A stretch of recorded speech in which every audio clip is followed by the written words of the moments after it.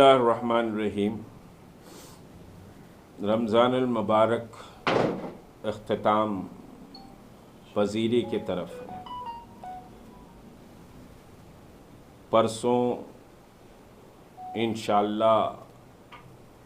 ہم عید الفطر منائیں گے، امکان ہے، کیونکہ چاند بہرحال آج بھی ہو سکتا ہے، ویسے امکان تو کل کا ہے، یعنی پیر کو عید ہوگی۔ آپ جانتے ہیں کہ تحریک مسلم شبان نے لاک ڈاؤن 4 کے جو سمجھیے کہ رولز اینڈ ریگولیشن آئے، اس لاک ڈاؤن 4 کے رولز اینڈ ریگولیشن کے بعد بہت واضح طور پر ایک بات رکھی کہ عید کی نماز کے لیے مساجد کھل جانی چاہیے، بلکہ عید سے مساجد کھل جانی چاہیے۔ اسی طرح منادر، گردوارے اور چرچ بھی کھل جانی چاہیے، کیونکہ لاک ڈاؤن 4 میں ہر چیز تقریباً کھل گئی ہے، بلکہ 25 سے تو اب فلائٹس، انٹر اسٹیٹ فلائٹس بھی اوپن ہو رہے ہیں۔ تو جب فلائٹس اوپن ہو رہے ہیں اور لیبر کے لیے ٹرینز چل رہے ہیں، سارے بازار کھل گئے ہیں، اور حتیٰ کہ شراب کی دکانیں بھی کھل گئی ہیں، ریسٹورنٹ سے ٹیک اوے کے لیے پرمیشنز مل گئے ہیں، تو پھر اب خالی کرونا کیا عبادت گاہوں کو آنے سے لگ جائے گا، اور بالخصوص مساجد میں آنے سے کرونا لگ جائے گا؟ میرا ایک اہم سوال تھا جو بعض لوگوں کو بڑا گراں گزرا، حالانکہ میں نے کوئی سیاسی نقطہ نظر سے سوال نہیں کیا تھا، اور میں کوئی سیاسی نقطہ نظر سے بات نہیں کرتا، میں ملی نقطہ نظر سے بات کرتا ہوں۔ 19 رمضان المبارک کو علماء اکرام کا ایک بیان ایک اخبار میں شائع ہوا کہ عید کی نماز گھروں میں پڑھی جائے۔ اس پر میں نے سوال اٹھایا کہ 19 دن پہلے بیان دینے کی ایسی کیا مجبوری آ گئی تھی، کیونکہ ابھی لاک ڈاؤن 4 کے رولز اینڈ ریگولیشن نہیں آئے تھے۔ اس سے پہلے یہ اعلان کر دیا گیا کہ ہم نماز گھروں میں پڑھیں گے، تو یہ سمجھیے کہ دور اندیشی کا فیصلہ نہیں تھا، اور پھر کون سی ایسی مجبوریاں تھیں جو اتنا جلد عید کی بات کہہ دی گئی، جبکہ میں نے کہا کہ شب قدر، تاخرات جمعۃ الوداع ابھی گزرنا تھا۔ ان سب سے پہلے ڈائریکٹ عید کی بات کر دی گئی، اور آج مستقل ایک گروپ سمجھیے کہ گروپ یہ پروپیگنڈا مستقل کر رہا ہے کہ عید کی نماز گھروں میں پڑھ لی جائے، گھروں میں پڑھ لی جائے۔ میں نے کوئی کنفرنٹریشن کی بات نہیں کی تھی، میں نے صرف حکومت سے اپیل کی تھی اور علماء اکرام کو اس سلسلے میں توجہ دلائی تھی کہ سب کچھ کھل گیا ہے تو پھر اللہ کے گھر کیوں بند رہنے چاہیے۔ اور اس میرے بیان سے ریاست تلنگانہ کے، میں آپ کو بتاؤں کہ ایک زبردست اس کا رسپانس آیا۔ کئی مفتی حضرات اور کئی مساجد کے ائمہ اور خطیب حضرات اور کئی کمیٹیوں کے حضرات نے مجھے ریاست بھر سے فون کر اس پر مبارکباد دی، بلکہ ابھی بھی آج بھی شہر کے آؤٹسکرٹس کے جو حالات ہیں، وہ حالات کے تعلق سے بتاتے ہوئے ایک عالم صاحب سمجھی کہ مجھے بتا رہے تھے کہ آپ نے جو بات کہی ہے مسلمان اس کے ساتھ کھڑا ہوا ہے۔ خود آج سمجھیے کہ IPL میں کرکٹ امپائرنگ ایک صاحب کرتے ہیں، انہوں نے مجھے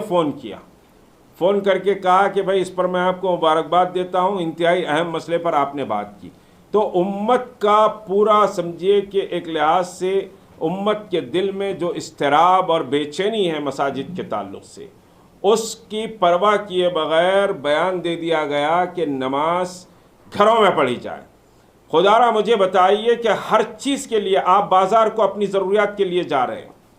آپ سمجھیے کہ نئی کار خریدنے جا سکتے ہیں، آپ کمپیوٹر خریدنے جا سکتے ہیں، آپ IT سیکٹر کو جا سکتے ہیں، آپ سمجھیے کہ اپنی ہر ضرورت کی چیز کے لیے جا سکتے ہیں، اور اگر نہیں جا سکتے تو اللہ کے سامنے سجدہ کرنے کے لیے نہیں جا سکتے۔ تو یہ انتہائی بدبختی کی بات ہے، اور تحریک مسلم شبان نے اس کو بڑے طاقت سے اٹھایا ہے۔ چیف منسٹر صاحب کو بھی ہم نے لیٹر بھیجایا ہے، کمشنر صاحب کو بھی لیٹر بھیجایا ہے، DGP کو بھی، جو ڈائریکٹر جنرل آف پولیس کو بھی ہم نے لیٹر بھیجایا، ہیلتھ منسٹر کو بھی ایک علیحدہ لیٹر گیا ہے کہ بھائی اس سلسلے میں جو گائیڈ لائن، ہم نے ایک گائیڈ لائن کے ساتھ بات کہی ہے، ہم نے 10 پوائنٹ پر مشتمل ایک گائیڈ لائن سمجھیے کہ رکھا ہے، وہ آپ کے سامنے بھی میں رکھ دیتا ہوں۔ نمبر 1 کہ بھائی مساجد کی اگر کیپیسٹی 1000 کی ہے 1000 کی کیپیسٹی والی مسجد میں 500 کی آپ پرمیشن دیجئے، یعنی 500 مصلیوں کا پرمیشن دیا جائے۔ اب اسی طرح 500 کی ہے تو 250 کا دیا جائے، 100 کا ہے تو 50 کا دیا جائے، یہ سمجھیے بات۔ دوسری بات، مسلمانوں سے ہم نے گائیڈ لائن میں بات کلیئرٹی کے ساتھ کہی ہے کہ بھئی وہ ایک دوسرے سے گلے نہ ملیں اور ایک دوسرے سے مصافحہ بھی نہ کریں، نمبر 3۔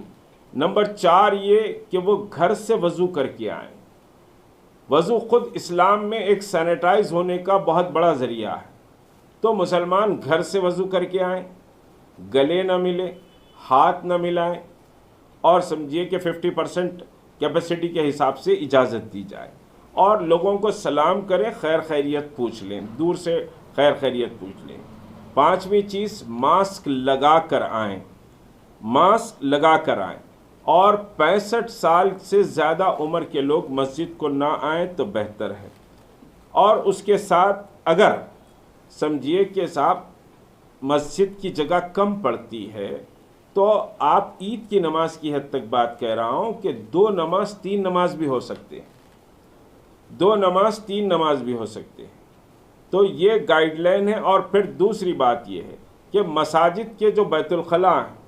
وہ بیت الخلاء کا استعمال مسلمان کم کریں، بہت اشد ضرورت کے تحت ہی بیت الخلاء کو جائیں، ورنہ گھروں سے بیت الخلاء سے سمجھیے کہ فارغ ہو کر مسجدوں کو آئیں۔ ہم نے عیدگاہوں کا پرمیشن نہیں پوچھا ہے کیونکہ عیدگاہوں میں بہت میس ہوتا ہے۔ ہم علاقہ واری بنیاد پر مسجدوں میں جو محلے کی مساجد ہے وہ کھل جانی چاہیے،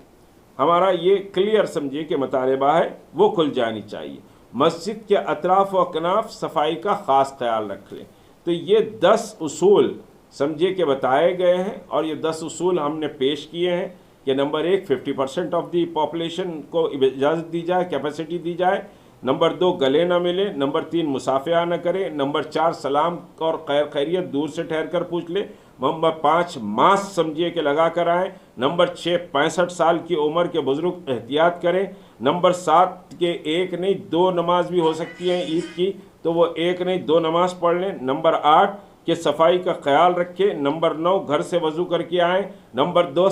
مسجد کے بیت الخلاء کا استعمال بہت ضروری ہے تو کریں، ورنہ گھر سے ہی بیت الخلاء سے فارغ ہو کر آئیں۔ یہ گائیڈ لائن ہم نے دی ہے، اور ہم بڑا توقع کرتے ہیں کہ صاحب عید کی نماز